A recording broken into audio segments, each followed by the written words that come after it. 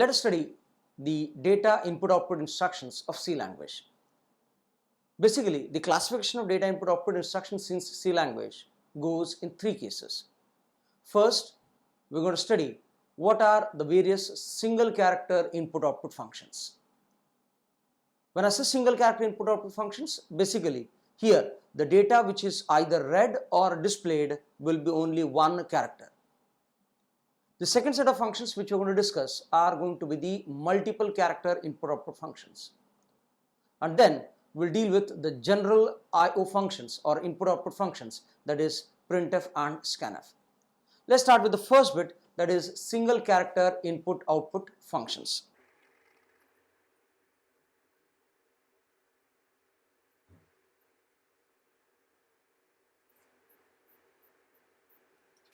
The various functions which we're going to study in this part are the input functions, that is getChar,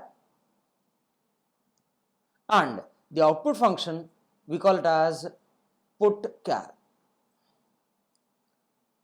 We already said that when I say input function, it is basically used to read input from the user and store it to the memory. We can read the input from the user through a standard input device, that is keyboard, and store that value into a variable specified in memory. Let's see what is the syntax of this particular function. You can have a general scanf function as a replacement for this, but if there is a question based on single character input output operations, then it becomes compulsory for us to use getChar functions. Let us see the syntax of this getChar function. The function goes as, we need to have a variable on the left hand side, that is a character variable, equals to, you can write the function that is getChar, and then two empty parentheses and a semicolon. Let's take up a simple example to illustrate the syntax. I'll have a character variable, let me say char ch defined for this, and here I'll say ch equals to getChar and a semicolon. Now here this getChar function is used basically to read a single character and store into a variable which is specified in this particular variable ch. So whenever the user wants to input a character value, for example, if I ask you what is the building name or building number, if your buildings are numbered as A, B, C, D, in that case the input goes as single character. If I ask you to enter your grades, the grades will be again a single character, A, B, C, D, E, F, G. So in such cases I can use this getChar function. Can I have a multiple entry in this particular input? Even though if it is going to have a single character, what if the user enters multiple characters? Let's try this. If the input goes as, say, A, B, C, and hit the enter key. Now this denotion is for the enter key. If I enter this input, as the title says, getChar is a single character I/O function, single character input function. This function will read a single character and store into variable ch. But you can question me that there are multiple characters which have been entered. In such cases, the system will ignore all the characters which have been entered after the first character. That is, it will read A, whereas it will ignore B and C. B and C you might type, but these are ignored. So ultimately, what gets stored into ch? So your ch will ultimately get only one character, that is A. Now, you can question me why it allowed us to enter multiple characters. Basically, your getChar function gets terminated once you hit the enter key. So basically, after every input with getChar, you should always hit the enter key. Hence, it read A. After that, it went on to sense the enter key. The enter key was not entered after A, whereas you entered character B and character C. After that, you hit the enter key. Once you hit the enter key, the function terminates the reading operation and reads the first character which you have typed from the keyboard and stored into variable ch. So it means that you can either type a single character and hit the enter key, or you can have multiple entries and hit the enter key. But multiple entries doesn't mean that this function will read multiple characters. It will still read only one character, right? So now let's move on with the second part, that is the output function. What if the character has been read and then you have been asked to display that particular character? In that case, you can use a putchar function. Now let's see the syntax of this putchar function. Syntax of putchar function. The function goes as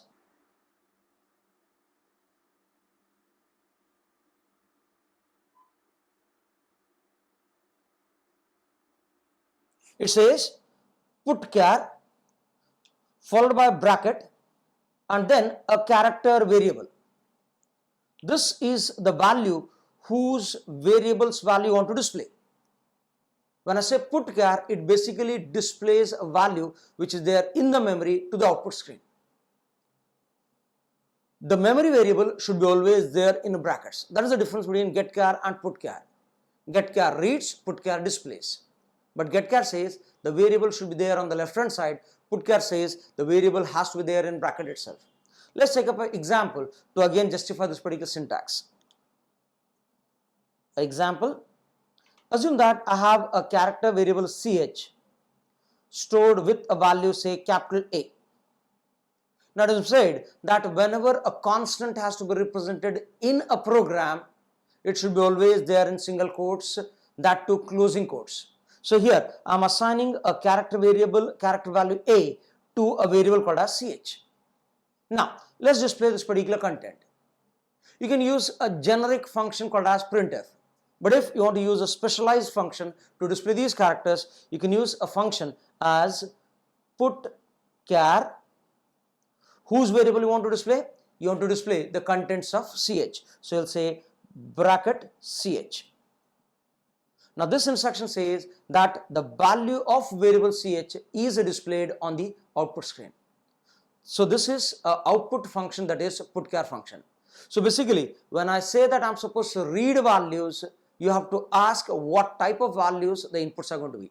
If the inputs are going to be pertaining to characters, then believe to use getchar and putchar functions. So getchar reads the value, putchar displays the value. Syntax, variable should be there on the left hand side with getchar, and with putchar the variable should be there within the brackets. Let's deal with the second type of input output functions with C language.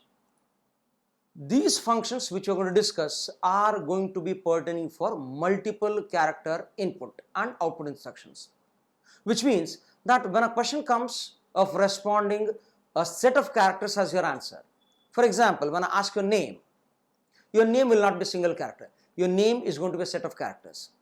When you ask your address, it will be a set of characters. When I ask your college name, it will be a set of characters. When such inputs are supposed to be read, in that case we are supposed to deal with these functions. Let's study the first function, that is the input function. As it is said that when I say input is always from the device to the memory. That is, from the user it goes to the memory. The function which we use for this task is getS. What exactly this particular getS function does? It reads a set of characters and store into the variable which is allocated for that. So before we start with getS, we should understand what type of variables am I supposed to use for this. Suppose if I define a character variable as a ch. If I define a character variable as a ch, this function reads only one character or stores only one character. But I'm supposed to define a variable which can store a set of characters. How to make this variable to store a set of characters? Should I define multiple variables? No. The answer is no. Because when I define multiple variables, you have to use multiple getchar instructions to read this input.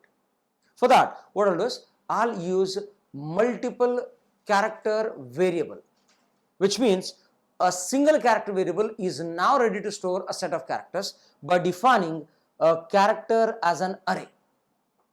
I'll say char ch bracket, I'll put any constant of my choice, let me say 10.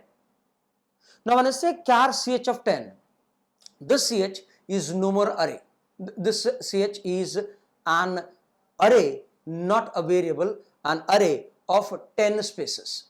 So when I say this ch will have 10 spaces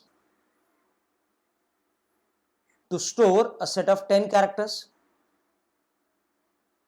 This entire set can be called as ch, but these individual locations are again referred with separate name.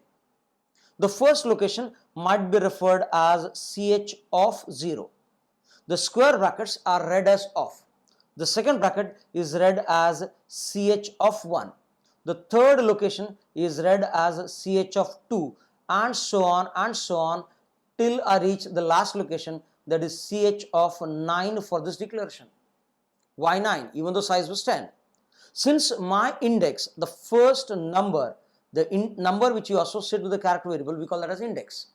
The first index is referred as 0, hence the last index will be referred as 9. ch of 0 to ch of 9.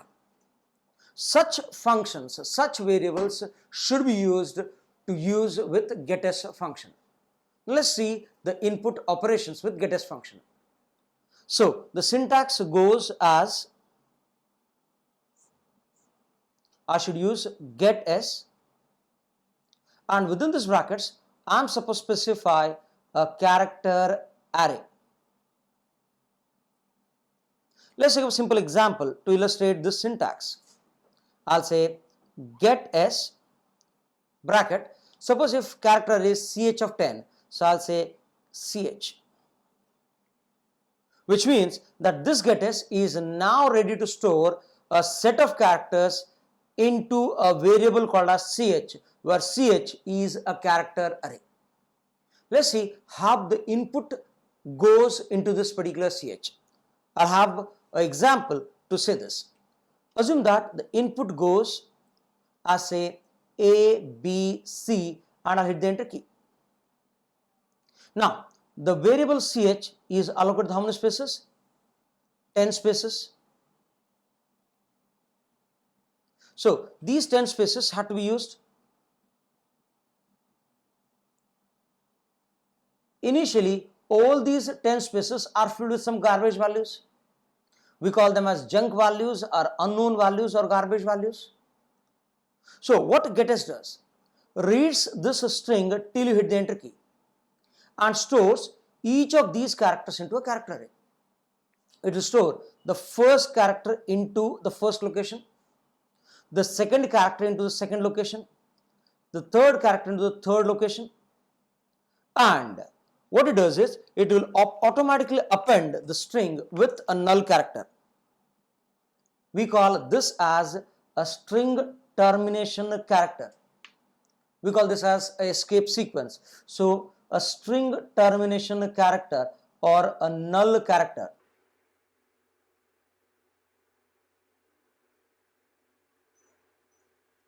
The string termination character or the null character is automatically added by the getS function. What is the purpose of this? Why it is supposed to add up? Don't you feel that it will consume one additional space? Yes. As per the concepts of string, the null character will occupy one additional character. But it plays a very important role when we try to read, when we try to access this particular function. Basically, when I read this particular contents, null character is used as a differentiator to identify the valid input and the garbage values which exist in the array. Anything which appears before null is always an input, and anything which appears after null is going to be your garbage values. What if I have an input as say ABC 1 and then /0 and hit the enter key? Don't feel that if I enter a null character, it will read that as a null character. No. In this case, this ch will store the contents in this fashion. The first character is read as A, the second character is read as B, the third character is read as C, the fourth you might call it as digit 1, but it is ultimately a character 1. /0 is not the character which you are going to be identifying as null character. In this case, it will identify as two separate characters.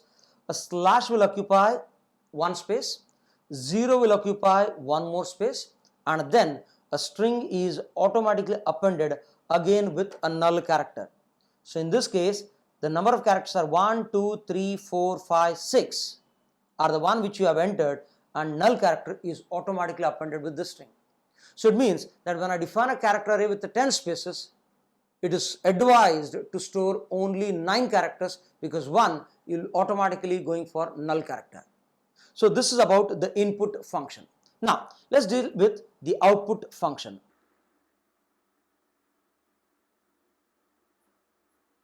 The output function which we use for this task is puts.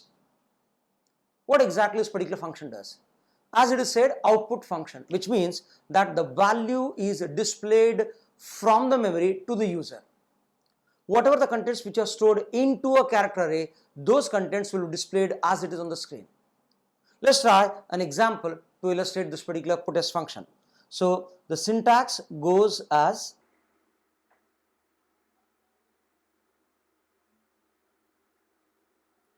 and then an example as puts bracket mein, let me say ch.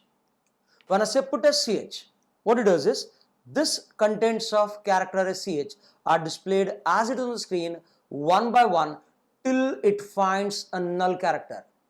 So puts will always look out for a string termination character, that is null character. Till it finds a null character, it keeps on displaying character by character on the output screen. So suppose if I take up the example of the first one. So what puts ch does with the first example? So what puts does is, it takes the first character, checks whether it is null. If not, it will display the character on the screen. So it will display A on the output screen. And then it goes and checks the next character.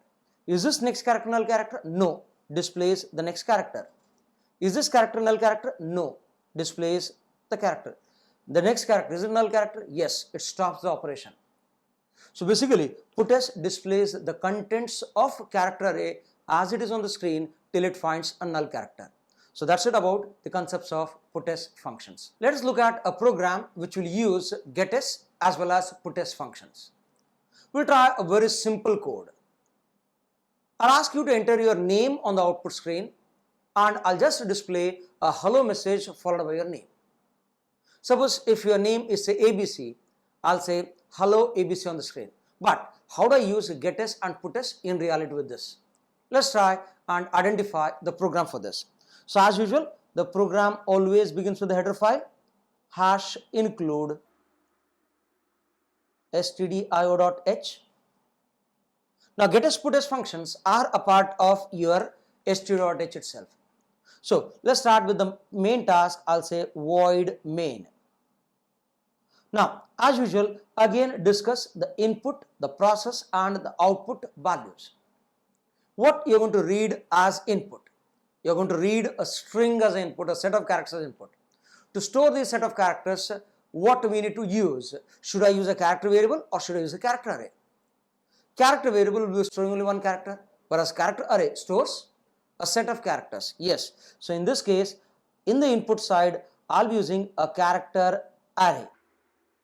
What are the contents which are there in the input character array? The same are supposed to be even displayed on the output side, but with a message say hello. Let's see how I proceed with this particular task. So I'm supposed to define a character array. Not necessarily that always a character array has to be defined as char ch itself. Let me try a different character array name as char n of 20. Now here n of 20, the square brackets have been read as of, which means that this n can store a maximum set of how many characters? 19 characters. Even though the size has been specified as 20. Some of you might have guessed as 20 before I spoke that particular number. Basically, the size has been set as 20, but it will read maximum 19 characters because one character has to be preserved for null character, that is string termination character. Hence, what we do is we read only 19 characters for the safer side. Right? Okay, you can have input less than 19 characters also, but the maximum space is 19 characters. Let's proceed and ask the user to enter the name. So I'll display a message printf enter your name. I'll read this particular name. So I'll read the name using the function which we are studying, that is get s, the name of the character array. The name of the character array in this case is n, so I'll say get s n. So I'd use the function get s to read the name and store into the array called as n. If my input goes as ABC, so in this case n will store A, B, C and then yes, you got it right, that is /0 null character. Now I'm supposed to just display this particular name with a welcome message. I can say welcome so and so or hello so and so. What are the name which you have entered? We are still conversant with the printf instruction to display the message. You can use a different instruction. Rather than using printf, I can use puts to display messages. I'll say puts, double quotes. Here I'll say hello, which means that this message will be displayed as it is on the screen. You might wonder that I have been using a printf to do this task. You can even use a puts as alternate for this. Basically, the advantage of using puts is that after displaying the name or displaying the message, the cursor will automatically roll down to the next line. When I said printf in this instruction, after saying enter your name, the cursor was left on the same line. You could have entered the name next to this particular message on the screen.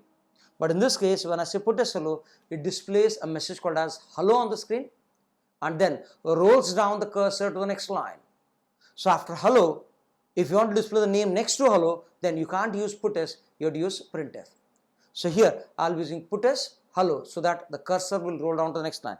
And after that, I'll use the actual purpose of puts. So here I'll say puts bracket, I'll say n. What this function does? This function will display the content of n as it is on the screen, followed by preceded by a message called as hello.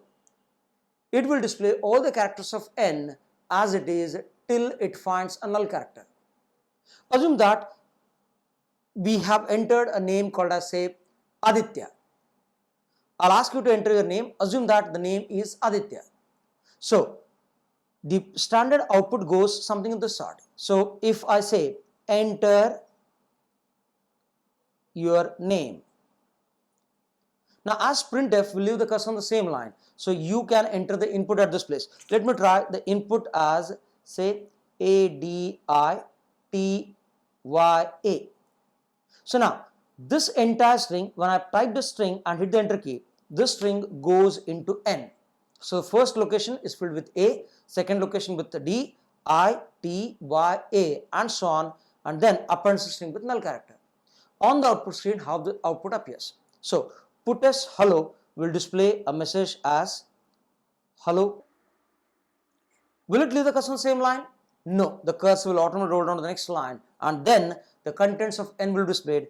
N is Aditya, so here I'll say ADITYA.